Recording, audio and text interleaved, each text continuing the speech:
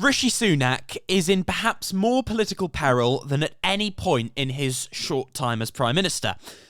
The local elections are on the 2nd of May, and the Conservatives are expected to lose up to half their council seats, as well as key mayoral seats up and down the United Kingdom, including incumbents that won healthy mandates a mere 3 years ago.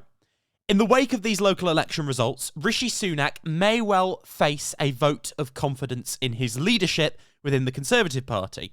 Either way, there will be a degree of bloodletting and, save an upset, a serious crisis for Sunak's leadership of the Conservative Party mere months out from a general election.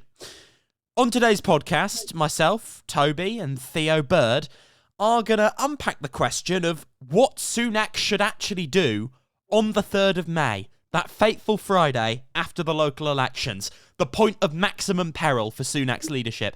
I suppose, first of all, Theo, I should ask you, is this definitely going to be the moment of maximum peril for Sunak's leadership? I'd say in this case, yes. But generally, as I said before, I'd err on the side of don't read too much into local election results. And he can definitely play on that. You know, he'll probably allude to 2019 and compare the local election results to the general election results later that year. It was a big discrepancy. Yeah, so he'll probably just make up some stuff about that. Tell people about that, because that was a huge discrepancy.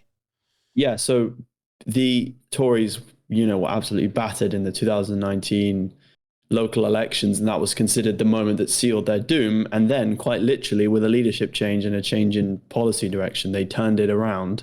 Within 8 months, we saw 2019, where they flipped seats they hadn't had in hundreds of years, or maybe even never held. It was, the biggest turnaround you could ask for. Yeah. That was only the previous election cycle we've had.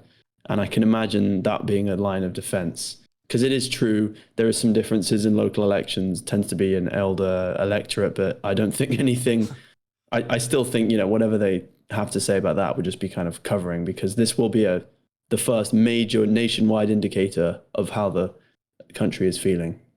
Yeah, this is it. It's a barometer, but it shouldn't change your priors. We think Labour's going to win the next election.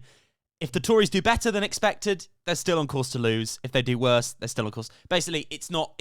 You shouldn't look at the local elections and go, "Oh, that's it. The polling's wrong." Like you say, the European elections in 2019 even more stark. I think the Tories came fourth in the popular vote that year. That was in June. And Yeah, and then you also get, like Farage's party always doing so well in those. Yeah. Except this week they might actually win Westminster seat that wasn't from a defection. Who knows? So I'll walk us through sort of the options that will probably be before Sunak. Assuming the results are very bad, the worst end of the scenarios, it's going to be pretty bad either way. Few options for what he can do. He could, and I've heard a few people murmur about this, go, you know what? I don't want to face a leadership challenge. I feel that it's coming. I'm just going to step down. Someone else can do this. I'm off to California. I don't need this. The other option along those lines is kind of similar. I can't be bothered. You're all coming after me. This isn't sustainable. My leadership isn't sustainable with the whole party sniping at me. We're going for an election. We're calling a July general election. We're getting this over with. I'm going to force the party to unite behind me. On a less dramatic note, we get a leadership challenge, and he handsomely wins the confidence vote because most of the party is either on the payroll or not particularly anti-Sunak, and he's weakened but also strengthened. He's more secure, but he's also weaker, and he just limps on. That's one of the more likely options. Then finally, probably the most likely option, there is no leadership challenge. Everyone's annoyed at him. Probably takes another hit in the polls. We carry on to November or December, marching the troops off the cliff, as it were. Theo, if you were Rishi Sunak, the local election results come in, disaster. Andy Street losers, Ben Houchen losers. You lose half your council seats. In terms of raw numbers, it won't be as big as last time because there aren't as many to lose, but it will be big. What do?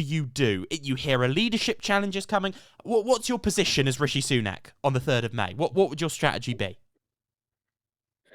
I think by this point, with how long he's had to resign and not having done so, I think it's very likely he wants to kind of make a final stand for the election. So I definitely err on the side of one of the options that doesn't include him resigning. I'm not sure about leadership challenge. I don't think those can be ruled out, though I don't see why anyone would want to become leader at this point. It's probably the worst point. I mean, no one's going to get... Tory This is the history thing. to become the leader.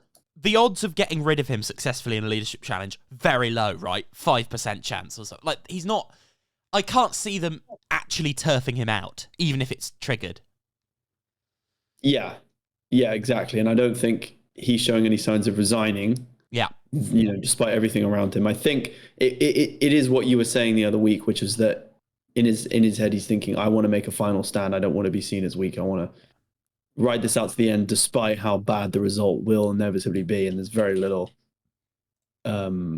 chance of that being any other way. So does that lead us in the direction of a July general election in time for my birthday, perhaps? And mine. In terms of when he holds the election, my theory has always been he'll wait as long as possible to try and maximize the chance that some black swan event could save him, or some perhaps minor improvements, with the economy.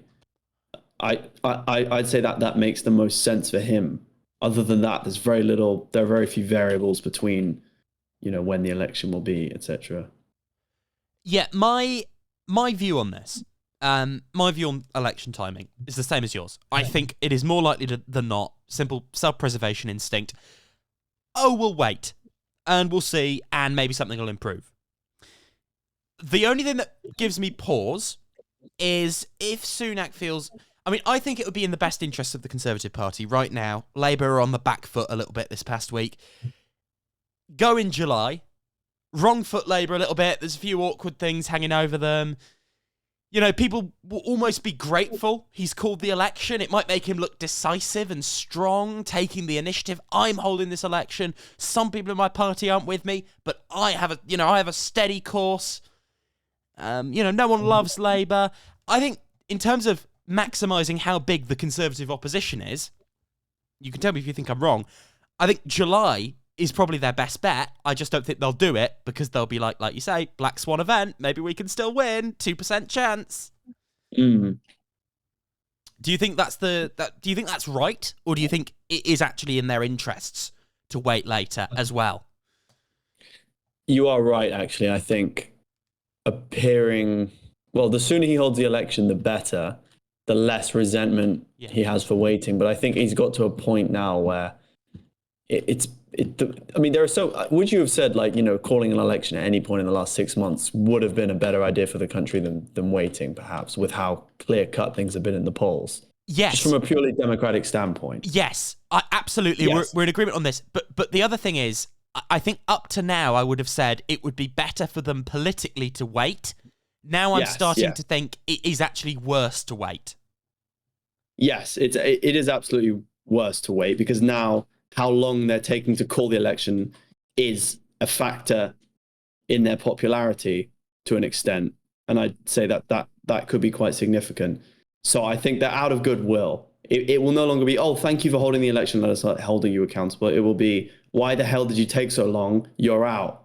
Thank you. Yeah, and I also and this is pure vibes. Okay, I've no evidence for this. It's probably true. Pure vibes. Sorry?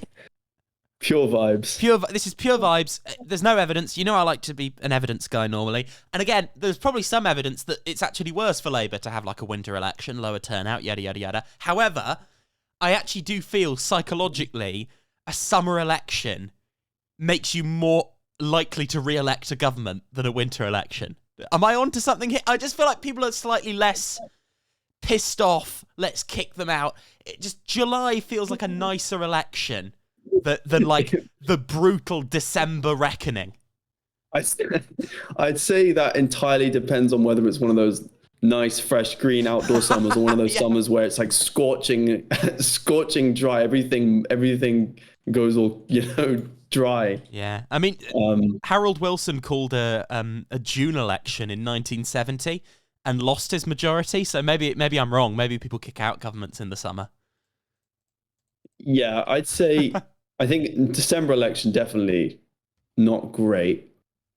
I think it's mostly the extent to which it affects turnout. I'd say Yeah. the season would have very little to do with people's moods, and unless, I guess, in the context of the last few years, winter and energy bills and other economic struggles That's that true. tend to be exacerbated by cold weather. Other than that, I'd say perhaps just vibes. Actually, on that note as well, I was just thinking about this. You don't want a winter election with the NHS how it is. That is No, exactly. so summer in a way. When the health service is bad but not collapsed, might be better. So imagine Yeah, the okay. So I'll take that back. I'm not going to say. I'll say nothing particularly special about summer, but something particularly special about it just being not winter. yes. Which is I think our consensus is just a winter election with the government this time. It's just bad, right? There's no upside other than Rishi Sunak gets to be PM for 2 years instead of 1.5 years. yes, which is a pro for probably just him. Yeah, Or but is and it? he's I'm not sure if having this kind of government is very good for him. he's This kind of career going down the drain like that. I was going to say, don't you think the job offers will get less the longer this goes on? He's The not. longer he goes on, the less Silicon Valley firms will want to hire him. Yeah. He can't even run a country, dude. I mean, I do hear. I mean, some newspapers have been saying the negotiations for his future job are already underway. People are out job hunting for him. I'm not surprised. He'll probably put the Prime Minister of the UK thing on his LinkedIn resume as soon as I was humbled and honored to serve the country. This developed my professional skills. Please hire me. Yeah, this really helped with my people skills, managerial skills. I mean, to be honest, Like, how on LinkedIn you can put like a skill and then where you use that skill. It could be like interpersonal skills, Prime Minister of the UK. I'm the man that lost to Keir Starmer in a landslide. Please hire me. Yeah, so leadership challenge. Quick check of the temperature on that. If you were going to do a percentage chance, a guesstimate, what is the guesstimate that they will hit the letter threshold after the local elections to trigger a challenge? Not that he'll be removed, just that the vote will be triggered, would you say? I'm going to definitely say on the low side. I'm not too in tune with current leadership challenges to give an exact number, but I'd say on the low side. I think the reality of the local elections hitting will of course be significant, but the information we have now about what they're going to indicate is no different from what it will be afterwards. I'm going to go with a 25% chance. I think that's where I'm hovering. Because there are a few things going their way. So if they do a little bit better than expected in London, if they hold on to a couple of the symbolic mayoral seats, like the Ben Houchen one they might be able to hold on to, it just looks a little bit better, even though it's not. Just on paper, you know how the media is very much driven by vibes. If the vibes are, it's not as bad as we thought, even though it actually is under the hood, that probably helps. Indeed, yes.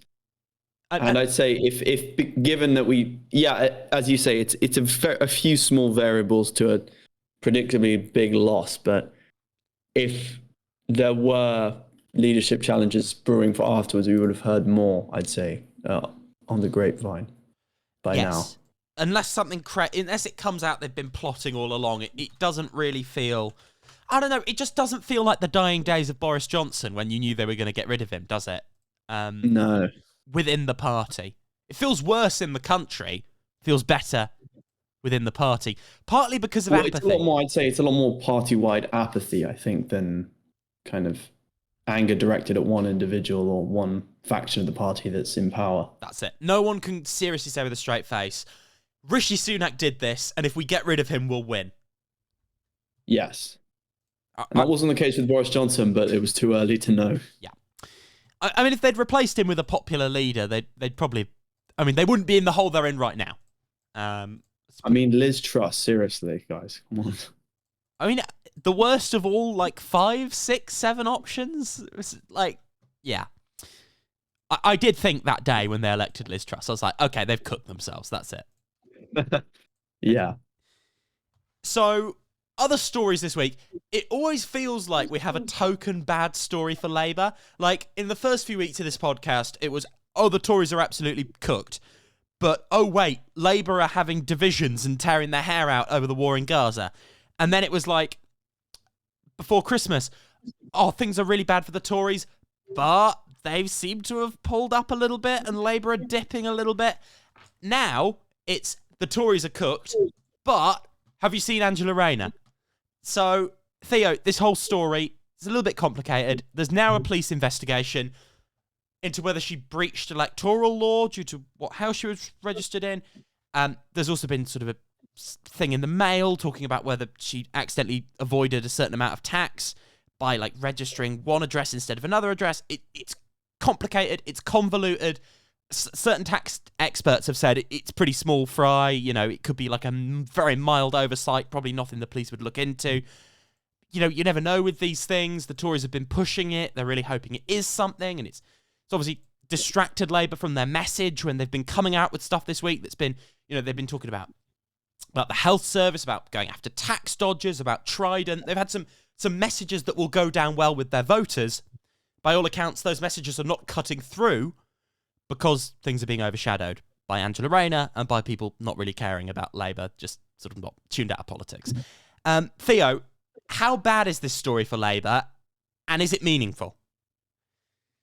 I'd say it's more meaningful than maybe some that came before because it is more reminiscent of a Tory sleaze scandal, which are obviously very unpopular. And it's involving someone very senior in Starmer's brand and in the party. So definitely worse than before. But as I said, I think it might have been 2 weeks ago, when it's a toss-up between the Tories and Labour at an election for voters, and we're comparing volume of sleaze, I just think the volume of Tory sleaze and also just the long-term associations between the Tories and kind of corruption and, you know, insiding and, you know, nepotism and things like that. The Tory brand is so much more tied to those issues. So electorally, I'm not sure if it would have a big long-term impact. The only thing I'd not worry about, but I'd say could affect Labour negatively from this for the election would be third-party voters, perhaps people choosing not to vote Labour, not necessarily to the Tories' benefit, but to the benefit of smaller parties. It's the they're all as bad as each other thing. That's the, yeah. Yes. No one's going to go, I'm voting for Rishi Sunak's Conservatives because Labour's too sleazy. I don't think that's going to happen. I mean, hey, maybe I'm wrong. I don't think so. It'll be interesting to see if there's any dip in Labour's numbers. I'm really unsure. I don't think there'll be anything huge, but it'll be something to watch in the polling averages over the next few weeks. Again, on the eve of local elections, it's not great, but very few people turn out in local elections, and those that do probably know how they're going to vote. So, you know, I don't think anything that's happened in the last 6 months has changed what these local elections were going to be. They were always going to be whatever they turn out to be. And we'll have to wait and see. One angle of this that I think is very interesting, particularly for a future Labour government. So people often talk of Angela Rayner as a John Prescott figure.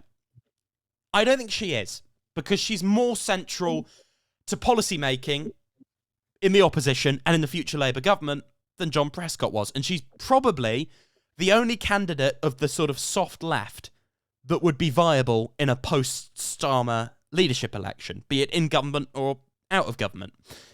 Without her, I don't see how anyone that isn't on the explicit Labour right being a successful leadership candidate. I think she might be a slight underdog against a Bridget Phillipson or a Wes Streeting, but she would be very viable, and sort of the more moderate trade union leadership that are not with the left of the party would potentially back her over a Wes Streeting or a Bridget Phillipson or a Rachel Reeves. So if she has to go, if this takes her out, the soft left loses its sort of last bastion of power, spare Ed Miliband, who's obviously never going to go for it again, in the sort of Starmer circle. So, Theo, I mean, what do you think about that? Do you think the fight for Angela Rayner and her political fate is less a fight for the general election and more a fight for the fate of the soft left within Starmer's cabinet?